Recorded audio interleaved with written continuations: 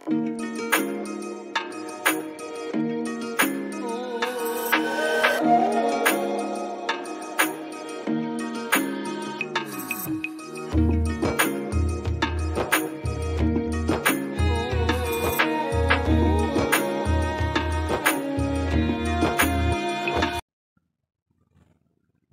Everyone, welcome to my channel Salma cooking and tips.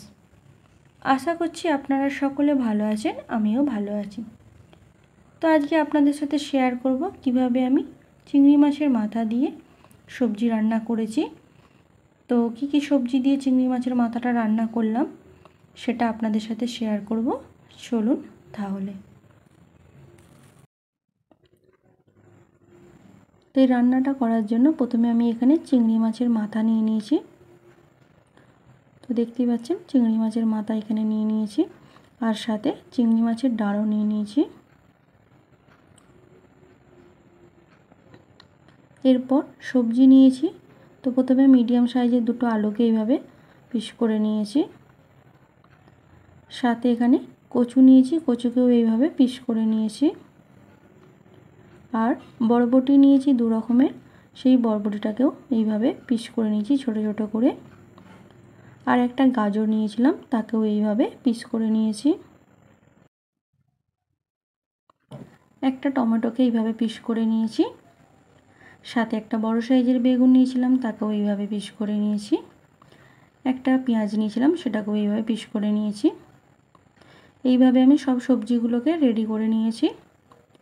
এরপর এই যে চিংড়ি মাছের মাথাটা নিয়েছি, এর মধ্যে অল্প করে লবণ আর অল্প করে হলুদের গুঁড়ো দিয়ে ভালো করে মিশিয়ে নেব।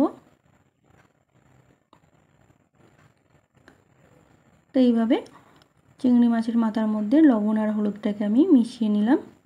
এরপর রান্নাটা কিভাবে করব সেটা আপনাদের দেখাই। তার জন্য ওভেনেতে একটা প্যান বসিয়ে দিয়েছিলাম, তাতে 2 চামচের মতন সরিষার তেল দিয়েছি। সরিষার তেলটা যখন গরম হয়ে আসছে তখন এখানে সবজিগুলো ভাজতে দিয়ে দিলাম। তো এখানে বরবটি, আলু, গাজর আর কচু এই সবজিগুলো ভাজতে দিয়েছি। তার মধ্যে অল্প করে লবণ আর অল্প করে হলুদ গুঁড়ো দিয়ে ভেজে নেব।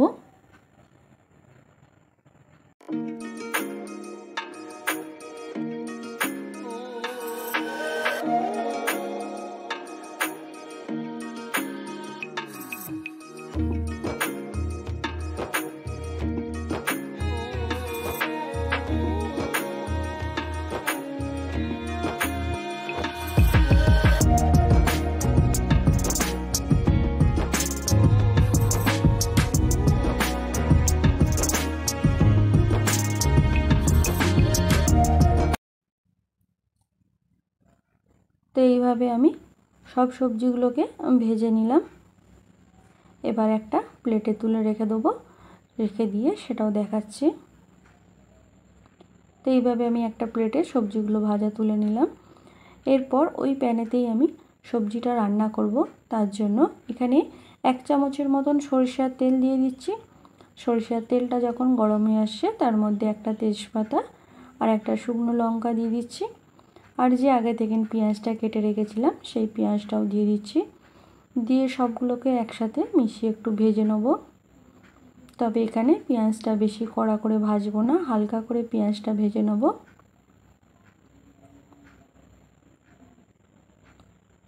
এইভাবে যখন পেঁয়াজটা ভাজা হয়ে যাবে তখন এর মধ্যে চিংড়ি মাছের মাথা আর ডাঁটটা দিয়ে দিলাম। দিয়ে সবগুলোকে একসাথে এইভাবে মিশিয়ে ভেজে নিচ্ছি।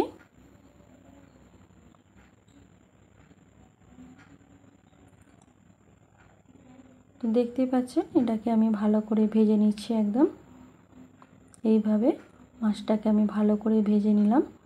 এরপর এখানে আদা রসুনের পেস্ট 1/2 চামচের মতন দিয়েছি, একদম অল্প, বেশি দিইনি। দিয়ে সেটাকেও ভালো করে তেলের মধ্যে নাড়াচাড়া করে ভেজে নিলাম। এরপর যে টমেটোটা কেটে রেখেছিলাম সেটাও দিয়ে দিচ্ছি। দিয়ে এইভাবে একটু সবগুলো মিশিয়ে ভেজে নেব। এরপর অল্প করে পানি দিয়ে দিচ্ছি। দিয়ে সবগুলোকে একসাথে এইভাবে মিশিয়ে নেব। নেবার পর এখানে আমি মশলা দেব। এবার তো প্রথমে লবণ দিয়ে দিচ্ছি স্বাদ অনুযায়ী, হলুদের গুঁড়ো হাফ চামচ দিয়ে দিচ্ছি, লঙ্কা গুঁড়ো হাফ চামচ দিয়ে দিচ্ছি, জিরে গুঁড়ো হাফ চামচ, ধনে গুঁড়ো হাফ চামচ দিয়ে সবগুলোকে একসাথে ভালো করে এইভাবে মিশিয়ে কষতে থাকবো। তো এখানে সবগুলোকে মিশিয়ে ভালো করে কষতে হবে। ভালোভাবে কষা হয়ে গেলে এখানে আমি সব সবজিগুলো দিয়ে দেবো, যে ভাজা সবজিগুলো রেখেছিলাম ভেজে সেই সবজিগুলো দিয়ে দেবো।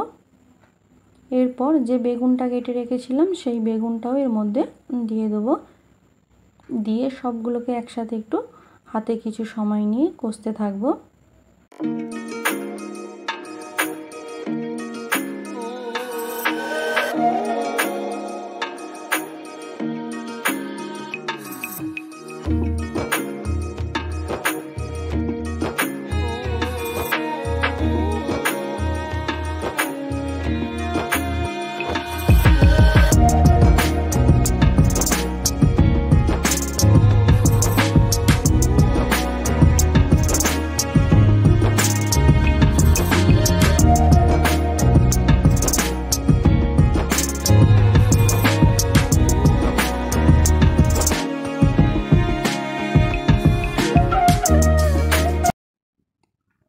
তো এখানে সবজিগুলো কষা হয়ে গেছে, এখানে আমি পানি দিয়ে দিচ্ছি। তো এখানে প্রায় 1 গ্লাসের মতন পানি দিয়ে দিলাম, দিয়ে সবগুলোকে একসাথে এইভাবে মশলার সাথে সবজিগুলোকেও ভালো করে মিশিয়ে নিচ্ছি পানির সাথেও। নিয়ে রান্নাটা এখানে আমি 10 মিনিটের মতন রান্না হতে দেব। 10 মিনিট পর ফিরে আসছি। তো এখানে 10 মিনিট পর ফিরে এলাম। দেখতেই পাচ্ছেন রান্নাটা অনেকটা প্রায় হয়ে গেছে শেষের দিকে। তো একবার সবগুলোকে একসাথে এইভাবে মিশিয়ে নিচ্ছি। নেবার পর এখানে হাফ চামচের মতন ঘি দিয়ে দেব,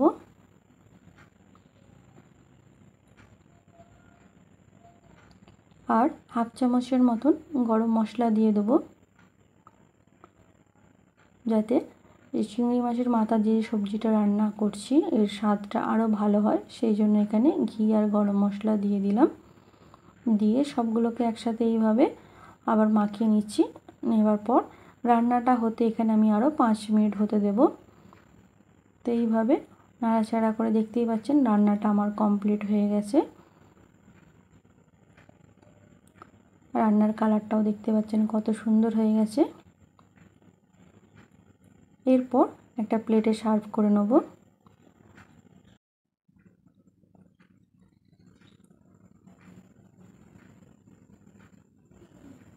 তো দেখতেই পাচ্ছেন আমি একটা প্লেটে চিংড়ি মাছের মাথা দিয়ে আর সবজি রান্নাটা যে করলাম সেটা সার্ভ করে নিচ্ছি। আপনারাও চাইলে এইভাবে একবার অতি অবশ্যই সবজি রান্না করবেন চিংড়ি মাছের মাথা দিয়ে, খুবই সুন্দর খেতে হয়, ছোট বড় সবাই খেতে ভালোবাসবে এই রকমভাবে সবজি রান্না করলে। তো আজকে আপনাদের সাথে শেয়ার করলাম চিংড়ি মাছের মাথা দিয়ে কিভাবে সবজি রান্না করতে হয়। আপনারাও একবার অতি অবশ্যই বাড়িতে রান্না করবেন। ভিডিওটি ভালো লাগলে লাইক কমেন্ট শেয়ার করতে ভুলবেন না। আজকের রেসিপির ভিডিওটি ভালো লাগলে আমার চ্যানেলটি সাবস্ক্রাইব করবেন, নোটিফিকেশান অন রাখবেন। আমি যখনই কোনো ভিডিও আপলোড করি না কেন আপনাদের কাছে নোটিফিকেশান পৌঁছে যাবে। লাইক কমেন্ট শেয়ার করতে ভুলবেন না। ভিডিওটি কোনো রকম স্কিপ করে দেখবেন না। Thanks for watching my video. Take care, bye by.